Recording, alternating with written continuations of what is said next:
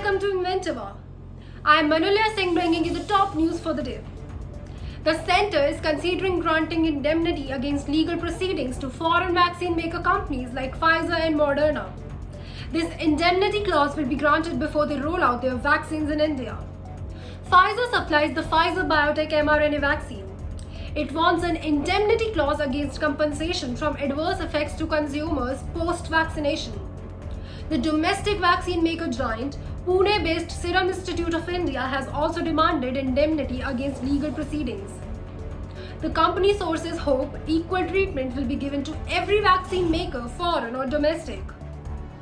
The other Pune-wala-led group manufactures Covishield, which is manufactured jointly with Oxford University and AstraZeneca. Serum Institute of India source said that if foreign vaccine makers are being given protection even before the vaccine rollout, the rules should be same for everyone. This is coming from the same CEO of SII who ran to the UK with his family when India was smoldering in the second wave of COVID-19. Serum Institute of India has also applied to the Drug Controller General of India DGCI to manufacture the Russian Sputnik V vaccine. As of now, Sputnik V vaccine is imported by Dr. Reddy Laboratories. This will further bring down the cost of the Sputnik V vaccine. To date, no Indian vaccine maker company has ever paid indemnity compensation, and neither the central government, which is the biggest consumer of the vaccine. Who is Aadar Poonewala?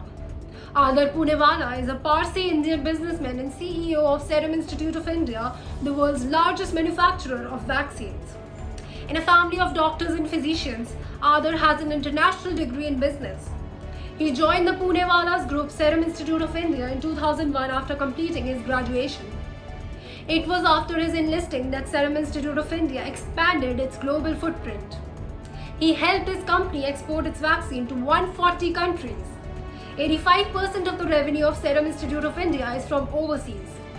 In 2014, its oral polio vaccine was the biggest hit.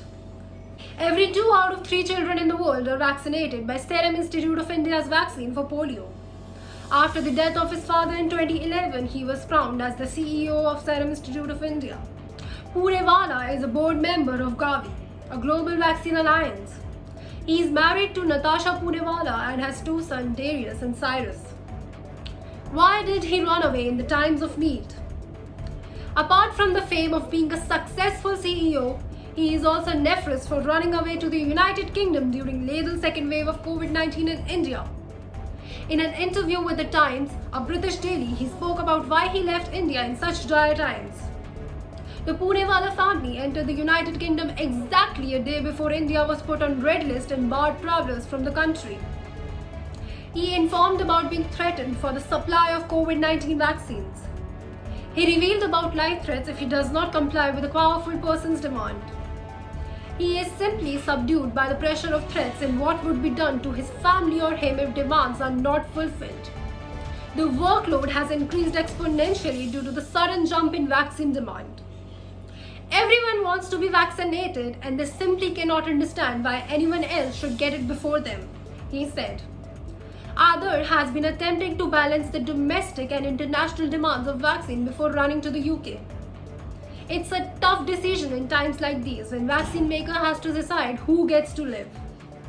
Before the threats were made public, he was granted vice security by the Indian government. He was also given an advance loan of Rs 3,000 crore to ramp up production. He, amongst other Indians, requested US President Joe Biden to lift the embargo on the export of vaccine raw materials. What is an indemnity clause? In layman's language, indemnity means security against any loss, damage, theft, or any other financial stress. Indemnity is mentioned under Section 124 of the Indian Contracts Act 1872. Indemnity is a legal contract between 2 parties, the indemnifier and the indemnified, where they agree to pay each other for any loss or harm that is cited in the contract if it meets certain conditions or any other circumstances illustrated in the contract. The compensation can be either express or implied, which is mentioned in the contract. The most common usage of the indemnity clause is in the insurance business. If A has home insurance, A pays the insurance company money against her being indemnified if the house is, say, damaged. A will receive monetary compensation. The laws on drugs in India do not have any indemnity related clause when a new drug needs approval nor has been ever granted. If indemnity is granted, it will be in the form of a bond executed by the Government of India or any contract that a government will sign with the supplier. In case of severe side effects or loss due to vaccination, compensation will be provided by the government. What is the standard procedure? When any new drug is rolled out in India, the company has to apply for approval from the DGCI. It includes condition processes, regulations, and trials. The approval is granted only when the drug checks the following boxes: quality standards, safety assessments, and clinical trials. When drugs are approved and marketed in specific countries mentioned by the Central Licensing Authority with no bad news, local trials or bridging trials are not necessary. Bridging trials are conducted for data on the impact of the foreign vaccine on its indigenous people before they are made available. The foreign companies asked for exemption from bridging trials of their vaccines. WHO has launched its first no-fault compensation program where compensation is available to the 92 low and middle-income countries against vaccine injury. It is the first of its kind and is funded by the Gavi Alliance. What does the government say? The government is most likely to grant indemnity to foreign vaccine maker companies. This move will commence the supply of the much-awaited vaccine for COVID-19 in India. Countries like the USA, European Union have worked on the same lines to fast-track vaccine rollout. The writing of the contract will be in the line with the precedent set by other countries for vaccination rollout. Granting indemnity has two benefits. First, it will ramp up the supply of COVID vaccines in India. The sooner everyone gets vaccinated, the quicker life will be restored to normalcy. India is yet to vaccinate a mass of its population. The export of vaccines by the central government has created scarcity in the supply of vaccines.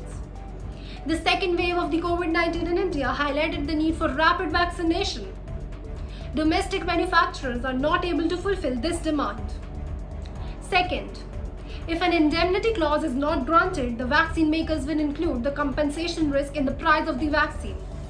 This will increase the manufacturing cost of the vaccine, making it unaffordable to certain sections of the society. Hence, granting indemnity will make vaccines cheaper. Also, it will give the Indian government an upper hand in price negotiations and volume. It creates a win-win situation where vaccine will be supplied to India without further delay. What can be done to safeguard the consumers against the loss?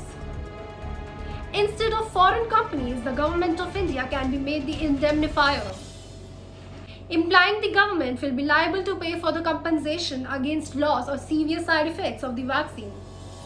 This is called contract novation. The burden and benefits of the contract will be transferred to a voluntary third party.